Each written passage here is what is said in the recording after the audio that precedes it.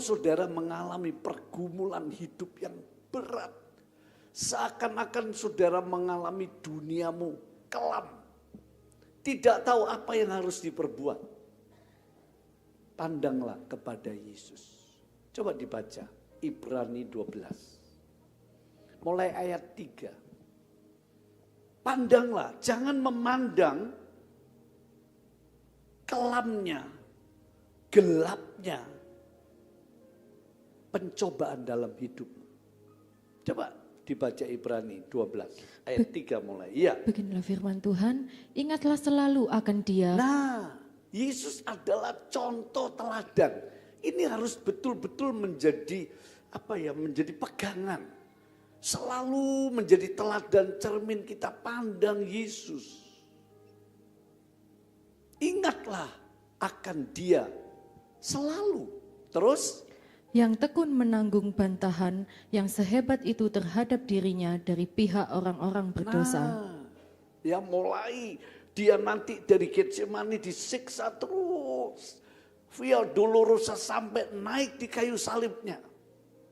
Sebelumnya dia seringkali dibantah, diolok dan macam-macam. Terus supaya jangan kamu menjadi lemah dan putus asa. Iya, terus dalam pergumulan kamu melawan dosa, kamu belum sampai mencucurkan darah.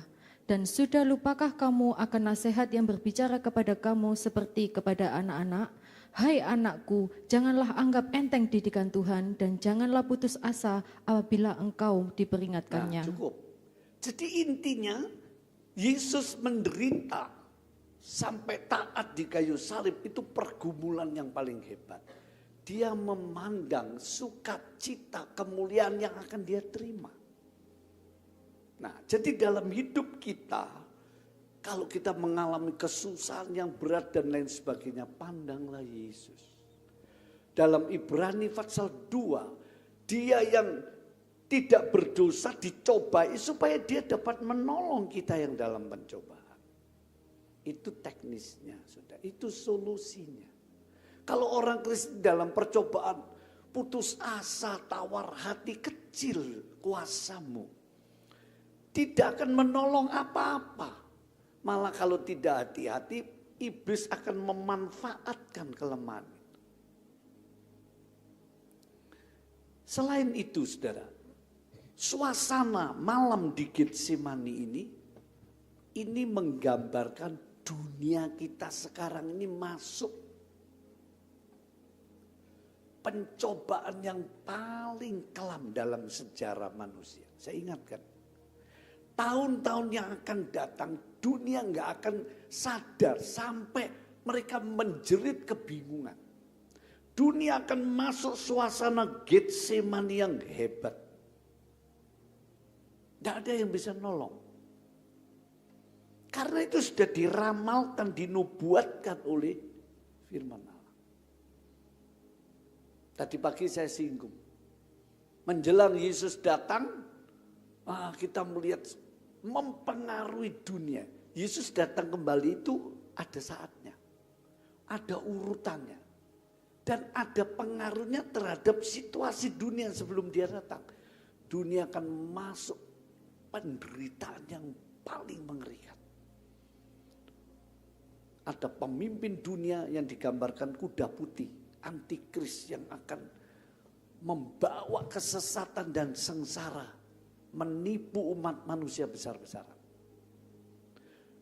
Kuda merah, kematian karena perang habis-habisan luar biasa.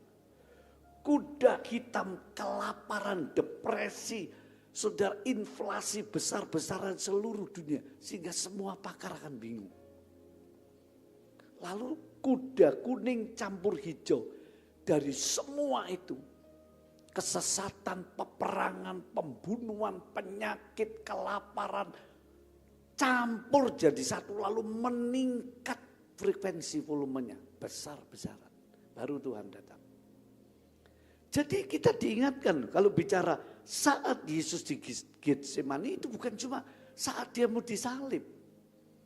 Itu memberi kita cermin, pandanglah dia kalau hidup penderitaan belum apa-apa.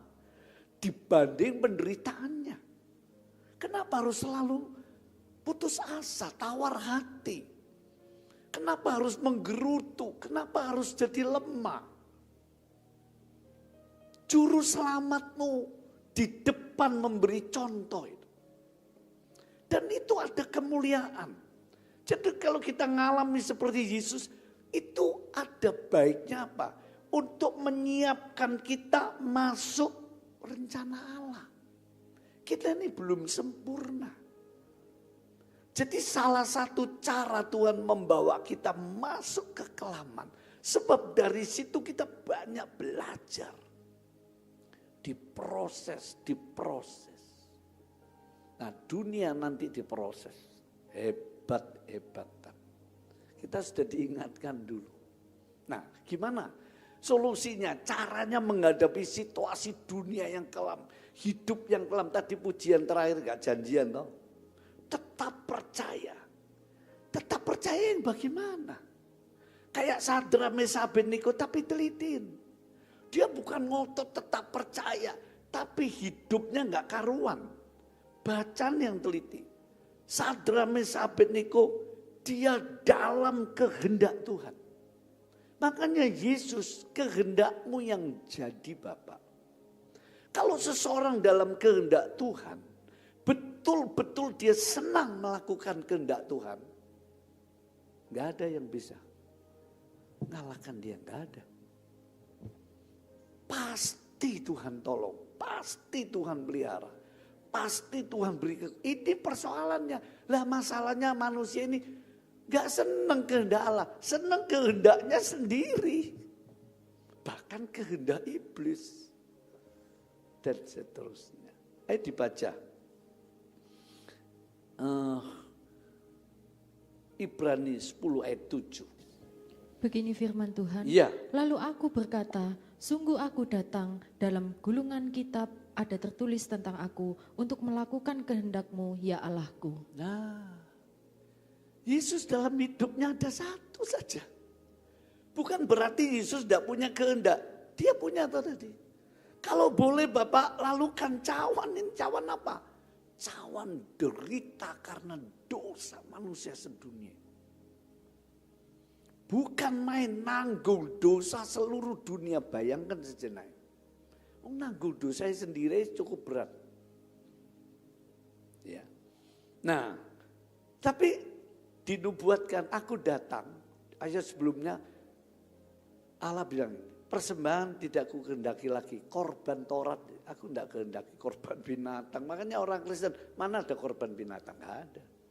Karena sudah meningkat speed kecepatannya untuk mengikuti rencana Allah sudah di speed 5. Sementara Yudaism masih speed permulaan. Masih persnelang 1 sudah ketinggalan. Korban binatang, korban sudah. Tapi apa? Korban tubuh darah Kristus. Dan Kristus berkata, aku datang seperti yang tertulis untuk melakukan kehendak-Mu ya Allah. Jadi rahasianya, solusinya, saudara dan saya makin sungguh-sungguh, kan coba dibaca itu Lukas tadi. Makin sungguh-sungguh ayat 44. Ini solusinya, caranya sungguh-sungguh apa? Beriman. Sungguh-sungguh untuk menyerahkan diri total. Sungguh-sungguh untuk melakukan kehendak Allah.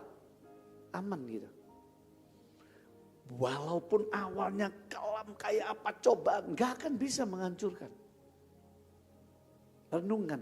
Coba dibaca ayat 44-nya. Iya, Lukas 22 itu. Begini firman Tuhan, ia sangat ketakutan dan makin bersungguh-sungguh berdoa. Nah, cukup.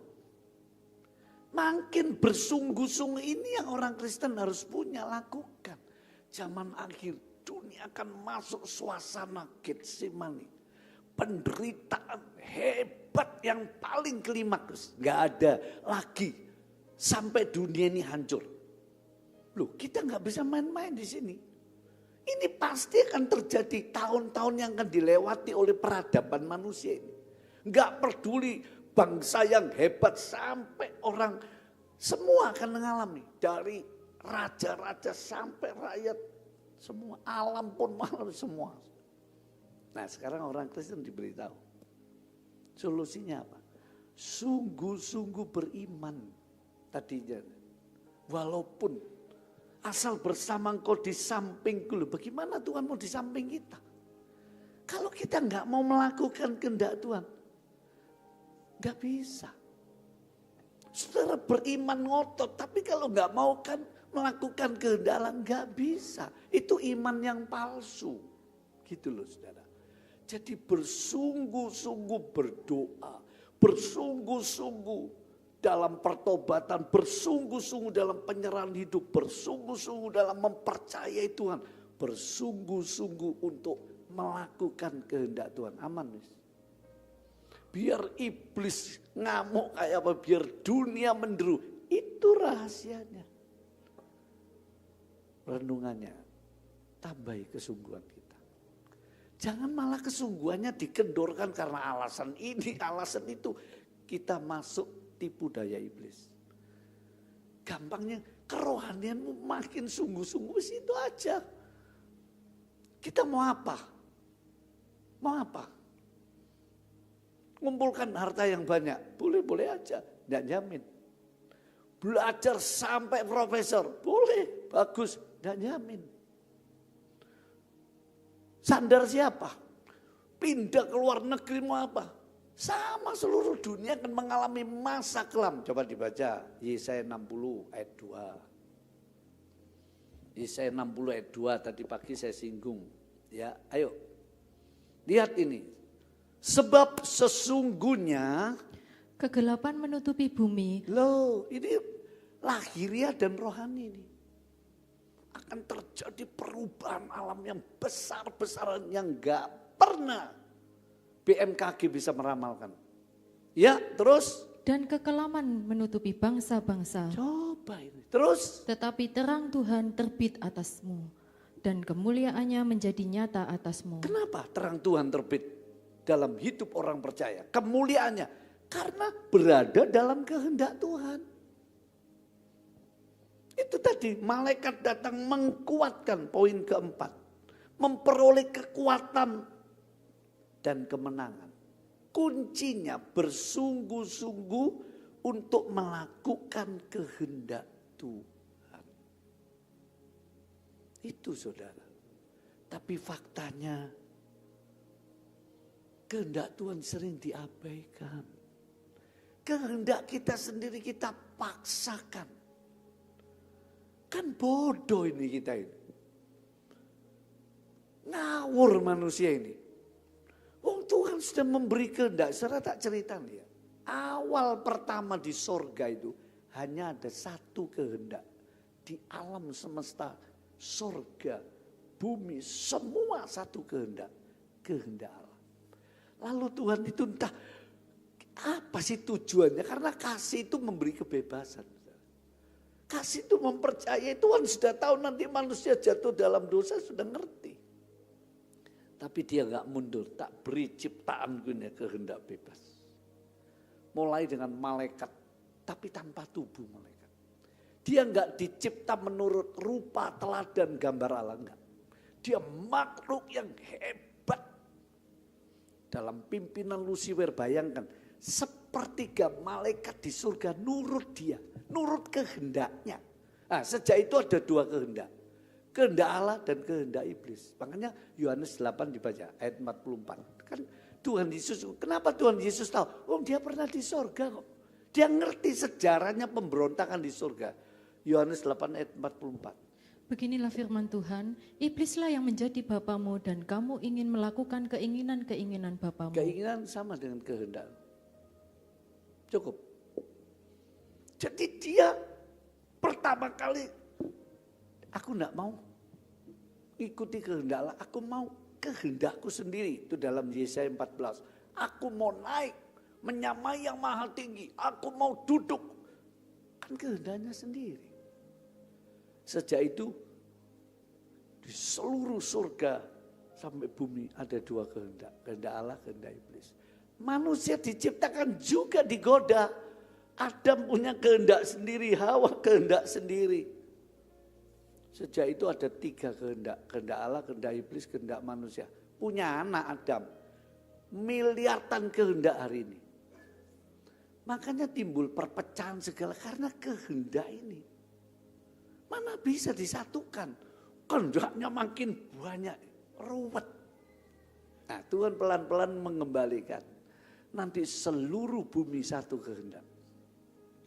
Sampai di langit bumi baru selamanya. Satu kehendak, kembali pada kehendak Allah. Nah, dalam hidup yang sisa di dunia, saudara dan saya dilatih, ayo ngikuti kehendak Tuhan, jatuh bangun. Iya memang begitu. Banyak pergumulan. Pergumulan yang paling indah kalau saudara sedang berjuang, berusaha dengan kemurahan, pertolongan Tuhan, mengikuti kehendak Tuhan. Bukan pergumulan cari nafkah dulu, gampang itu. Kalau kita berada dalam kehendak Tuhan, contoh, waktu orang-orang banyak dengar khotbah Yesus sampai 3 hari, mereka nggak pulang. Kelaparan, Yesus ngerti, berilah mereka makan. Filipus bilang, Tuhan berapa? Banyak ini ribuan orang, dari mana ini? Yesus nggak debat, karena ini nggak ngerti kehendaknya. Suruh beri makan, dibantai. Terus kalau ada anak kecil, makanya ada ayat, jadilah seperti kanak-kanak. Kanak-kanak itu enggak banyak mikir, enggak banyak alasan. Anak-anak itu kalau disuruh ini anak yang baik, anak akhir zaman mokong-mokong. Yesus, ini ada 5 kedua roti 2 ikan. Dia percaya di tangan Tuhan dipecahkan, lihat, nurut kehendaknya beres semua. Jadi saudara, ini rahasianya. Kalau saudara dalam masalah yang kelam, hidup dalam pelayanan, dalam pekerjaan, dalam kesehatan, kembali pada kehendak Allah. Di situ butuh iman, butuh penyerahan, butuh ketekunan. Selama dalam kehendak Allah, siapa yang mau ganggu saudara? Gangguan itu akan membawa kebaikan. Nah itu indahnya, lihat Sadrak, Abednego, Daniel termasuk. Justru masalah membawa dia naik daun. Dia nilainya makin meningkat. Jadi menteri yang disayang Tuhan dan raja. Nah begitu. Ayo poin kedua sekarang. Yesus di Getsemani mengingatkan kesehatian. Yesus ngajak murid-muridnya sehati, bergumul, berdoa lebih lagi. Sebab masalahnya lebih besar. Percobaan yang hebat, Yesus sudah melihat ini. Penyalipan semua dia ngerti sudah. Dia sudah nangkap semua. Dengan hikmat dan marifatnya dia tahu akan disiksa dan segalanya. Dia butuh dukungan doa. Dia sendiri berdoa dengan sungguh-sungguh dan dia ngajak Simon. 1 jam berdoalah bersamaku. Ternyata tidur. Nah bayangkan dunia akan masuk ke kekelaman yang hebat bagaikan taman Getsemani. Lalu manusia rohaninya tidur semua, ngeri gak ya? Termasuk gereja Tuhan seperti 10 anak darah. Tidur semua sampai mempelai datang bangun. Waduh, kelabaan mendadak. Sering kita ini kurang persiapan semua menghadapi situasi hidup di dunia ini. Ya, nah Alkitab menuntun kita. Kesehatian, ayo kita lihat saudara, baca dulu. Ini kan yang penting dalam firman Tuhan juga. Filipi pasal 4 ayat 2. Orang Kristen banyak yang gak sehati. Gak gampang memang saudara sehati itu. Ayo kita lihat dulu ya. Sehati dengan Tuhan. Contohnya banyak itu.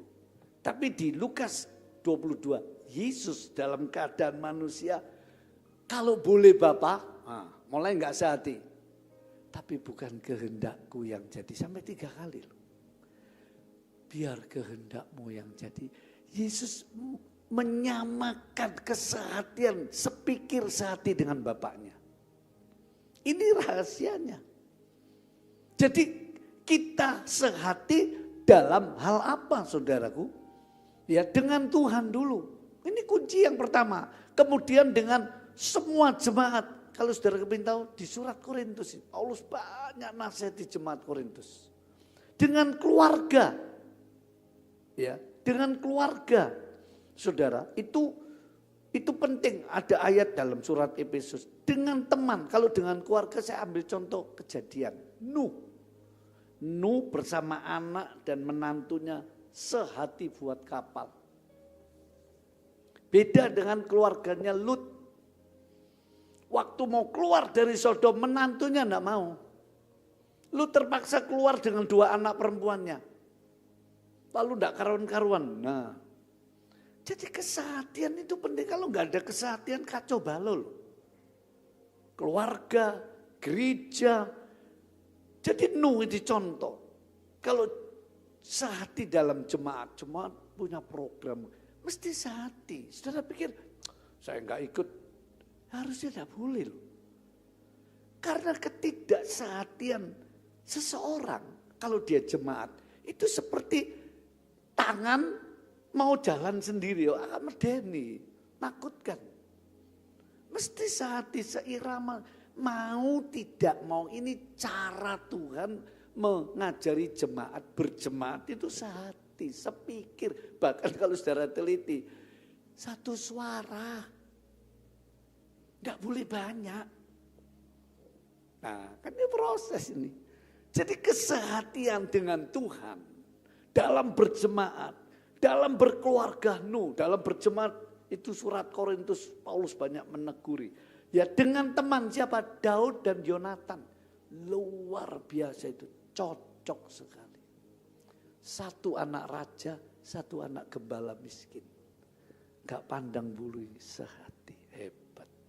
Kalau saya ceritanya detail panjang nanti, ya. Sehati dengan teman, dengan pemerintah yang sah. Roma 13. Nurut. Selama itu pemerintah yang gak ada pemerintah yang sempurna. Kalau kita rewel, gak sehati, gak dukung pemerintah, negara kita mau jadi apa nanti? Pasti ada cacat, ada celah. Iya, mana negara yang gak ada cacat celah? Coba tunjukkan. Negara yang koar-koar HAM, melanggar HAM sendiri kok. Orang Kristen paling bijak. Tunduklah kepada pemerintah. Roma 13. Ya sudah. Kalau pemerintahnya menyeret kita berdosa, rela. Mati dibakar, mati diadu singa, rela. Nah itu sikapnya begitu. Punya pendirian, tapi punya ketaatan, kerendahan hati ya. Saudara, sekarang manfaatnya.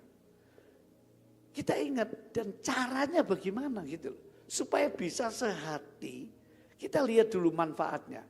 Biasanya orang kalau mau melakukan sesuatu dia pikir, aduh apa sih manfaatnya? Kalau nggak ada manfaatnya untuk apa? Banyak manfaatnya. Saya tunjukkan salah satu. Ayo baca Matius 18. Ayat 19 sampai 20. Ini manfaat dan caranya bagaimana? Ayo dibaca. Silakan. Dan lagi aku berkata kepadamu. Lihat, Yesus nggak ngomong gini. Demikianlah firman Allah seperti nabi-nabi perjanjian lama. Seperti para rasul. Enggak. Dialah sang firman itu sendiri. Aku ada yang aku ada. Dia Allah. Makanya kalau dia ngomong di dunia. Aku berkata padamu. Itu dia sedang menunjukkan kealahannya secara tersirat saja. Sebagai manusia tapi juga dia Allah loh. Kalau dia kayak kita, kayak nabi, dia mesti demikianlah firman Allah seruas sekalian alam. Kan begitu. Ini enggak. Aku berkata kepadamu. Ya lanjut. Jika 2 orang daripadamu di dunia ini sepakat meminta. Sepakat itu artinya sehati. Tidak gampang loh. Berarti banyak yang enggak sehati. Sampai Tuhan ingatkan. Sampai Tuhan membuat perjanjian. Jika 2 orang daripada kamu di dunia ini sehati, ya. Meminta apapun juga. Meminta apapun. Ayo. Permintaan mereka itu akan dikabulkan oleh Bapakku yang di surga. Hebat enggak? Kita belum masuk di fase ini. Minta apapun. Jadi manfaat kesehatan ya ampun luar biasa. Buka pintu surga. Apa sih yang kamu minta? Akan dikabulkan. Kenapa enggak banyak dikabulkan? Ya enggak sehati. Jadi poin sehati ini penting, saudara. Nah, caranya supaya sehati gimana? Masing-masing punya hubungan dengan Tuhan dulu. Murid-murid di Getsemani tidur, enggak punya hubungan. Makanya enggak bisa diajak sehati. Yesus selalu pelihara hubungannya dengan Bapa. 3 kali berdoa, rasanya enggak tenang. Saudara kalau berdoa rasanya kosong, males ngelanjutkan. Yesus enggak. Makin enggak ada jawaban, bapaknya dia makin sungguh-sungguh. Akhirnya bapaknya jawab, bukan dikabulkan. Ya sudah, engkau bebas dari salib. Enggak. Terus siapa yang menebus dosa manusia? Caranya apa? Diberi kekuatan untuk melakukan rencana Allah. Keren. Kalau keinginan kita dituruti, gak karuan-karuan manusia nanti. Allah lebih tahu kok mana yang terbaik untuk kita. Tapi justru yang penting diberi kekuatan untuk melakukan semua rencana Allah. Nah, itu yang lebih penting dalam hidup ini. Ya. Jadi saudaraku, caranya suami istri, anak orang tua, berjemaat, kita belajar untuk sehati. Makanya di perusahaan sering jadi satu tim. Tapi tidak gampang, saudara. Dunia ini perang karena nggak ada sehati. Susah. Nah, Tuhan terus membentuk, ayo belajar sehati. Saudara, kalau masing-masing punya hubungan yang baik dengan Tuhan, hubungan yang akrab, itu kuncinya nanti gampang sehati dengan keluarga, gampang guys. Kalau hubungannya dengan Tuhan retak jauh, gak beres, sulit diajak sehati wis. Caranya yang kedua, masing-masing punya motif karena Tuhan. Karena itu ayat 19-20. Karena di mana ada 2-3 orang berhimpun karena namaku. Nah ini motifnya. Semua karena Tuhan. Kalau sudah motifnya sama, gampang sehati. Kalau motifnya enggak sama, ya susah diajak sehati. Caranya apa? Masing-masing menyalipkan egonya. Yesus bukan kehendakku. Ku itu ego kita. Jutaan miliaran kehendak sedang berkecamuk di dunia ini. Bayangkan. Makanya kerusuhan, peperangan, kebencian, kaya miskin, semua muncul. Ketidakadil, ya gimana wong egonya muncul semua kok. Supaya bisa sehati, manfaatnya baru satu. Apa saja yang kamu minta akan dikabulkan oleh Bapakku di surga. Yesus beri contoh sehati. Ada nyanyian ini kalau nggak salah ya, biar saya ingat. Bila 2 orang. Ya, terus.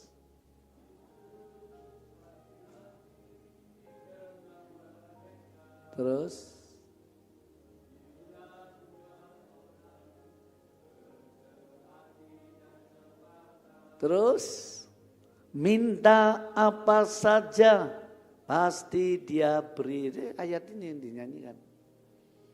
Minta apa saja. Waktu saya minta apa saja Tuhan. Wih, keren. Tuhan itu jangan dibatasi. Dia juga kadang seringkali, bukan cuma kadang seringkali, dia minta apa saja kamu. Oh dia itu maha kok. Gak ada yang sulit bagi Tuhan itu. Nah kita pelan-pelan masuk ke taraf itu. Pertama ya harus sehati dengan Tuhan dulu. Dengan keluarga, dengan teman. Sampai nggak mungkin sehati dengan iblis lah. Banyak orang malah sehati dengan iblis. Nanti sehati dengan antikris. Saudara baca kitab paling ngeri. Caranya halus. Iblis melalui antikris. Ditarik pelan-pelan ditarik untuk mengikuti kesehatian. Sehingga seluruh dunia disesatkan. Sampai saya pernah menulis makalah tipis waktu doa puasa hamba Tuhan. Penipu terbesar sepanjang sejarah manusia. Antikris. Saya cuplik, saya tunjukkan. Oh, melongo kabeh. Sampai soal menyangkut politik dunia. Orang sampai nggak percaya, nanti dibuktikan aja. Saya punya bukunya nggak tak bawa itu. Nah itu penglihatan semua, bukan karangan, bukan kemauan, itu penglihatan Tuhan tunjukkan. Nah saudaraku, jadi caranya masing-masing punya hubungan yang baik dengan Tuhan, masing-masing punya motif karena Tuhan, masing-masing rela egonya disalibkan. Wis itu manfaatnya wis luar biasa. Ayo yang ketiga, yang keempat tadi saya gandeng ya, supaya beroleh kekuatan dan kemenangan, masuki suasana dunia yang Getsemani, rela, rindu, senang melakukan kehendak Allah. Baru kesehatian. Yang ketiga tanggung jawab. Ayo kita lihat tanggung jawab ini dilakukan dengan pengertian dan sukacita. Jadi kita manusia ini makhluk yang harus mau tanggung jawab. Kewajiban. Tidak boleh hanya minta haknya. Tapi lalaikan kewajibannya. Wah itu enggak sportif ya. Enggak fair itu. Mau haknya tapi enggak mau kewajibannya. Dua ini harus saling mengisi. Nah tanggung jawab harus dilakukan dengan pengertian dan sukacita. Yesus ngerti kok. Tidak ada yang bisa jadi juru selamat penebus dosa. Tapi kemanusiaannya, egonya itu kalau boleh. Tapi dia ngerti. Makanya diakhiri kehendakmu yang jadi Bapa. Karena tertulis di Ibrani. Aku datang untuk melakukan kehendakmu. Dia ngerti ini satu-satunya. Dan dia lakukan dengan sukacita. Nabi besar Yesaya ngomong begini. Dia seperti domba diguntingi bulunya. Tidak berteriak. Enggak. Mbak. Ngomong enggak. Iku wedhus nakal. Ini enggak, dia diam seperti domba keluh. Dia rela kemuliaannya diambil semua. Disiksa, ditelanjangi. Dia diam. Hatinya sukacita, rela. Demi saudara dan saya. Jadi kalau kita melakukan tanggung jawab, saudaraku ingat, lakukan dengan pengertian. Lakukan dengan sukacita. Nah, tanggung jawab dalam hal apa? Kewajiban berjemaat. Itu surat Korintus. Banyak aturan yang Paulus berikan. Jadi kita harus tahu kewajiban kita berjemaat itu apa. Di pedoman berjemaat dulu sudah saya buatkan. Syarat menjadi jemaat, syarat jadi pelayan, semua ada. Hak-haknya, kewajibannya, rapat 2 bulan sekali. Diajak rapat aja, kesusu pulang. Itu orang nggak tahu kewajibannya itu. Gimana itu? Sementara kalau kerja, pimpinannya rapat. Tapi di gereja, berarti kewajibannya nggak dijalankan. Nggak boleh saudara. Kita terlalu banyak membuat alasan pribadi. Loh, berjemaat ini lebih tinggi daripada berkeluarga. Loh. Ingat itu. Berjemaat itu lebih mulia daripada bekerja. Karena jemaat Kristus ini nanti mencapai puncaknya masuk kemuliaan Allah. Bayangkan itu. Ayo dibaca Efesus pasal 5 dulu. Efesus pasal 5 ayat 24 sampai 27. Kalau saya tidak salah ingat, silakan. Begini firman Tuhan, Ya. Karena itu sebagaimana jemaat tunduk kepada Kristus. Nah, sebagaimana jemaat tunduk artinya mengikuti tanggung jawabnya, ya. Demikian jugalah istri kepada suami dalam Ya. segala sesuatu. Dalam segala sesuatu terus. Hai suami, kasihilah istrimu sebagaimana Kristus telah mengasihi jemaat dan telah menyerahkan dirinya baginya. Nah, Terus untuk menguduskannya sesudah ia menyucikan dengan memandikannya dengan air dan firman. terus Supaya dengan demikian ia menempatkan jemaat di hadapan dirinya dengan cemerlang tanpa cacat atau kerut atau yang serupa itu, tetapi supaya jemaat kudus dan tidak bercela. tuh, lihat posisinya. Cemerlang, tidak ada cacat kerut. Mana ada yang melebihi berjemaat? Lah kebiasaan orang Kristen berjemaat seenaknya itu. Hampir semua gereja itu. Tadi pagi sedikit rapat saya singgung. Loh, kalau jemaat gak ngikuti aturan terus buat apa berjemaat? Gereja tidak boleh menyenangkan jemaat saja. Jemaat yang harus ngikuti program gereja itu ngerti kewajiban. Mengapa? Karena gereja itu instansi ilahi. Semua negara punya perwakilan di negara lain. Saudara tahu perwakilan Allah di dunia ini apa? Gerejanya. Makanya Yesus bilang, pintu alam maut, loh, bayangkan ini, tidak dapat mengalahkan gerejaku. Bukan gedungnya, umatnya loh. Gedung ini dikhususkan karena umat ini umat khusus pilihan. Dari sekian miliar manusia dipilih. Tapi kalau nggak ngerti kewajibannya, tanggung jawabnya, menyedihkan bukan saudara? Kita harus bercermin dari kanak-kanak sampai yang tua. Tidak ada yang nganggur, cuma jadi penonton berjemaat, sakarpe, nggak bisa. Paulus marah-marah itu. Contoh di Galatia, jemaatnya asal terima pengajaran, terima tamu, Paulus ngamuk itu. Kalau orang memberitakan Kristus yang lain kamu terima, Injil yang lain kamu terima. Hei, ngamuk Paulus. Korintus, diseneni berjemaat sakarpe, perjamuan kasih, perjamuan suci sakarpe. Ngamuk Paulus.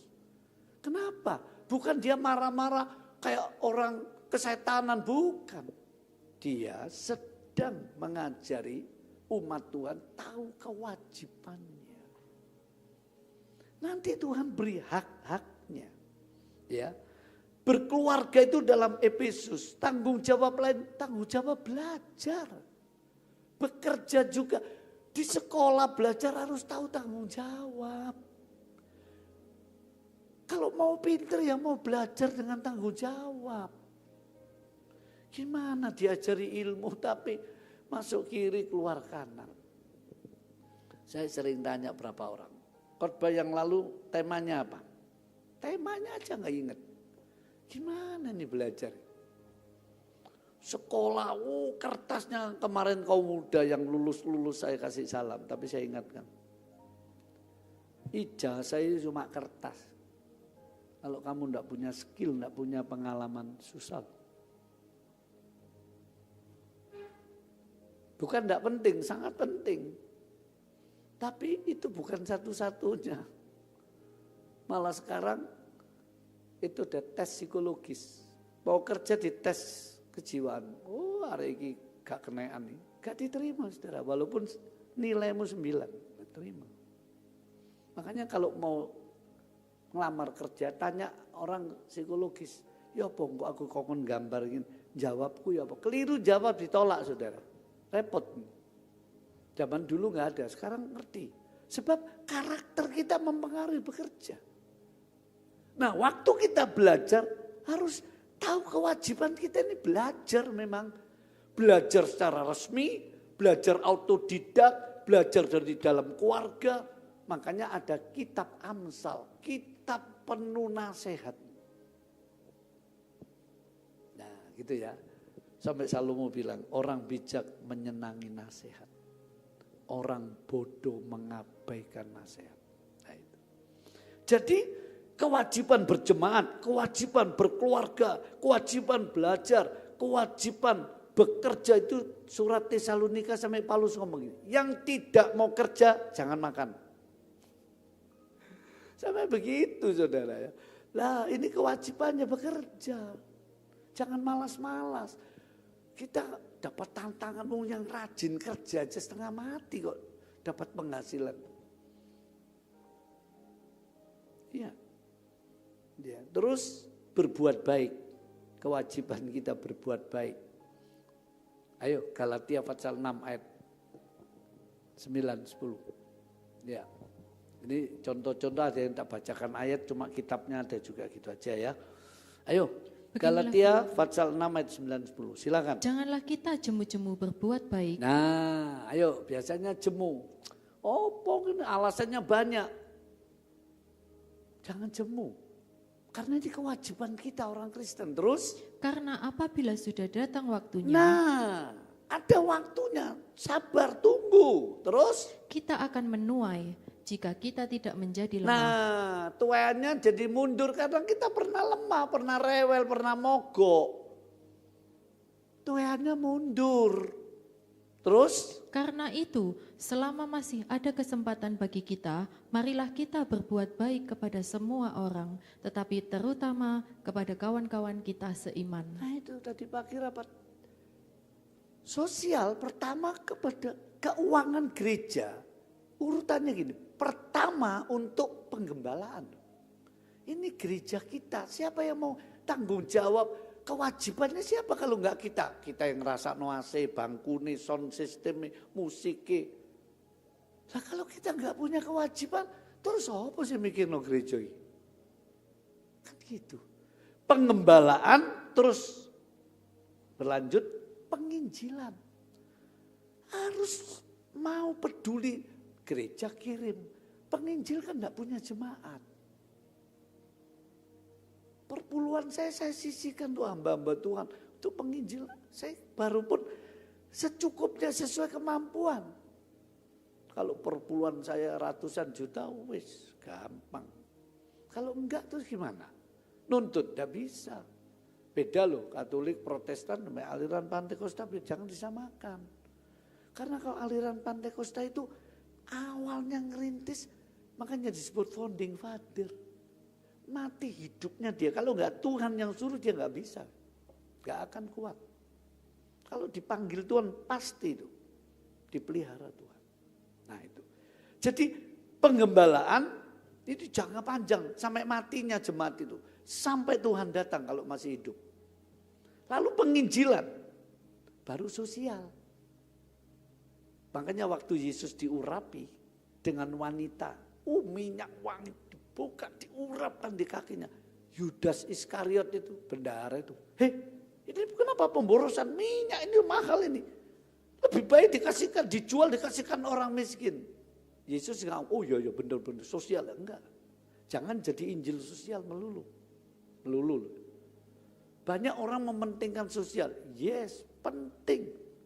Tapi bukan yang terpenting. Pengembalaan, penginjilan. Karena ini berkaitan dengan pekerjaan Tuhan kita. Baru sosial. Yesus bilang, orang miskin selalu ada pada kamu. Tapi biarkan wanita ini melakukan untuk persiapan kematianku. Di mana Injil diberitakan, namanya akan disebut.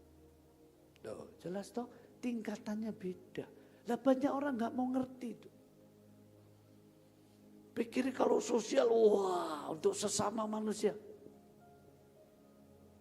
Itu nomor sekian saudara. Baru biaya hidup. Makanya Tuhan itu baca Matius pasal 5. Soal keuangan. Yesus dalam Matius 22. Apa yang kaisar punya pajak bayarlah. Apa yang Allah punya bayarlah. Tuhan menyinggung perpuluhan. Sudah? Terus dia berkata, kamu beri persembahan. Terus dia berkata, sedekah. Nah itu sedekah itu orang miskin, yatim piatu. Itu urutannya ada loh, beri perpuluhan dulu, pekerjaan Tuhan, baru biaya hidup. Itu aturan mainnya. Wah nggak cukup. Nah, saya ngalami ini saudara. Saya melakukan itu. Sampai hari ini Tuhan pelihara. Kadang-kadang memang aduh susah. Tidak apa-apa. Lakukan, percayalah. Tuhan pasti tolong loh.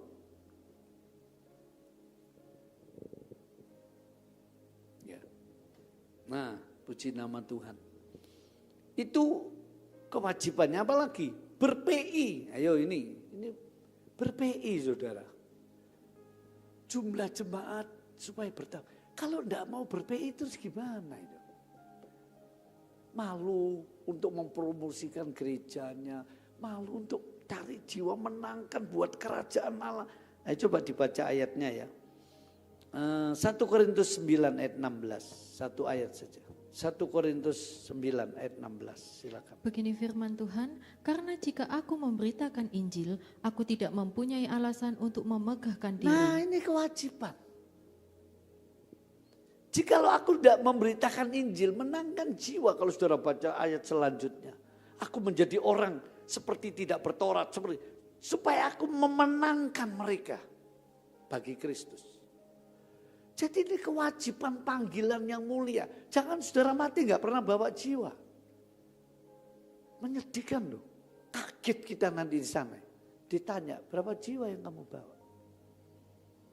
Karena harga jiwa itu lebih dari segenap dunia.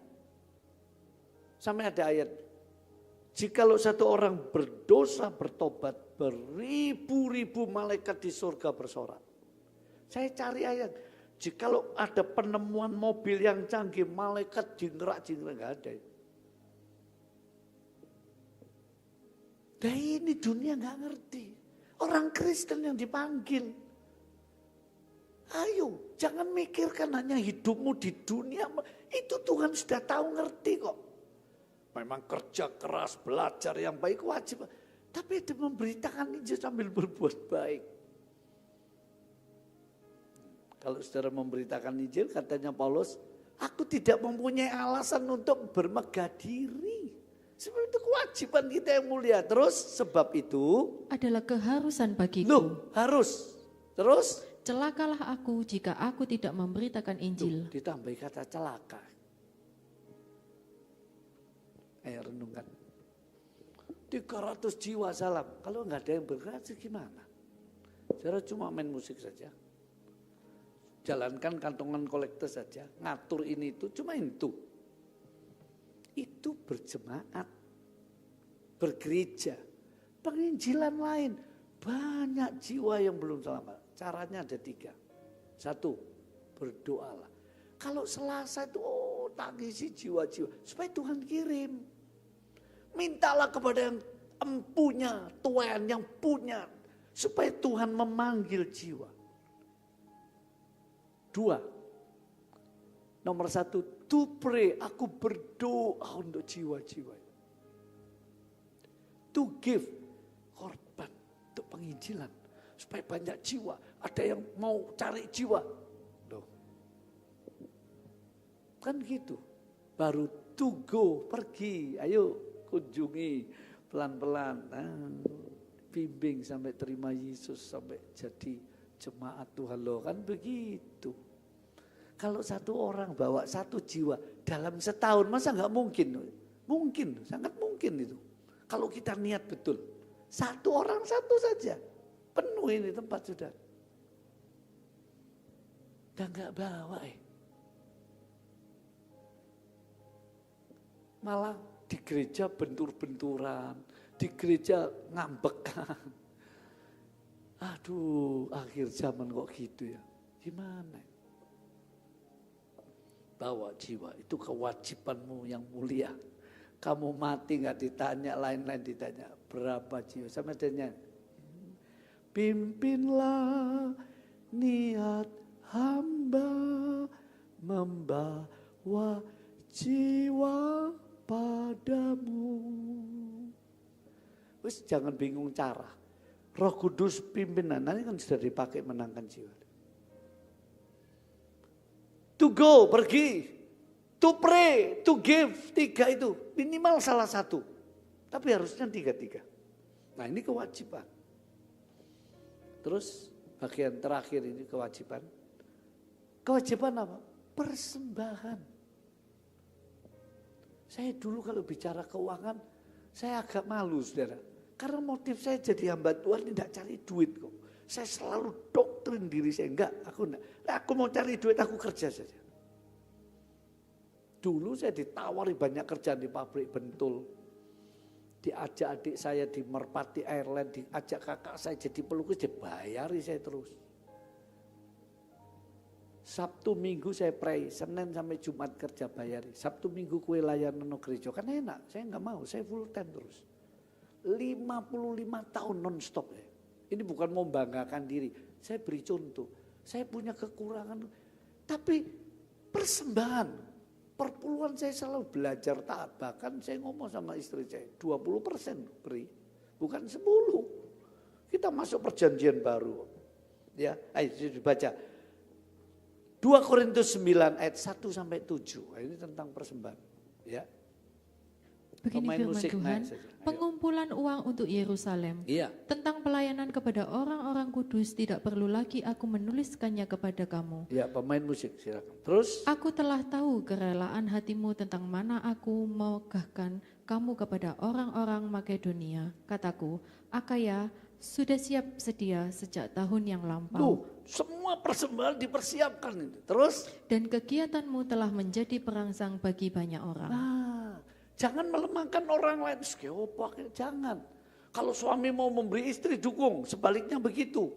Jangan persembahan kita ini kewajiban yang luhur buat pekerjaannya. Terus? Aku mengutus saudara-saudara itu agar kemegahan kami dalam hal ini atas kamu jangan ternyata menjadi sia-sia. Ya. Tetapi supaya kamu benar-benar siap sedia seperti yang telah kukatakan. Paulus bilang, jemaat Korintus kamu siap, aku sudah ngomong sama jemaat di Makedonia. Orang Korintus itu suka memberi loh. Bahkan Filipi di tengah kekurangan mereka memberi. Terus? Supaya apabila orang-orang Makedonia datang bersama-sama dengan aku, jangan mereka mendapati kamu belum siap sedia. Sehingga kami untuk tidak mengatakan kamu merasa malu atas keyakinan kami itu. Sebab itu aku merasa perlu mendorong saudara-saudara itu untuk berangkat mendahului aku, supaya mereka lebih dahulu mengurus pemberian yang telah kamu janjikan sebelumnya. Makanya ada janji, salah satu ayat itu diatur, dijanjikan, ayo genapi semua. Ini kewajiban saudara. Terus baca. Agar nanti tersedia sebagai bukti kemurahan hati kamu dan bukan sebagai pemberian yang dipaksakan. Di gereja nggak boleh maksa, tapi gereja perlu memberi tekanan. Nah ini tangkap, paksaan sama tekanan beda. Orang kalau dipaksa, maksud dipaksa sampai diolok-olok, dituntut, nggak ada. Saudara nggak memberi perpuluhan, nggak ada yang nuntut saudara kok. Saudara nggak memberi persembahan, nggak apa-apa. Tetap kebaktian, jangan saya malu. Itu kamu sombong, kamu nggak ngerti. Kalau betul-betul nggak ada ya sudah. Bawalah hidupmu, dirimu. Tapi juga kadang-kadang kita ini ngomong begitu, makanya saya nggak setuju. Tuhan berkati yang tidak bisa memberi. Siapa yang tidak bisa memberi? Ayo, siapa? Sak miskin-miskinnya bisa kok. Nah, kalau kita ngerti ini saudara, ya ayat berapa itu? 5 tadi ya. Terus tidak dipaksakan, pemberian yang dipaksakan, tapi perlu ditekan. Diberi anjuran, dorongan, sepertinya maksa tapi enggak. Ujung-ujungnya kalau enggak bisa ya sudah. Sebab orang kalau enggak dipaksa, lelet, lemot, saenake.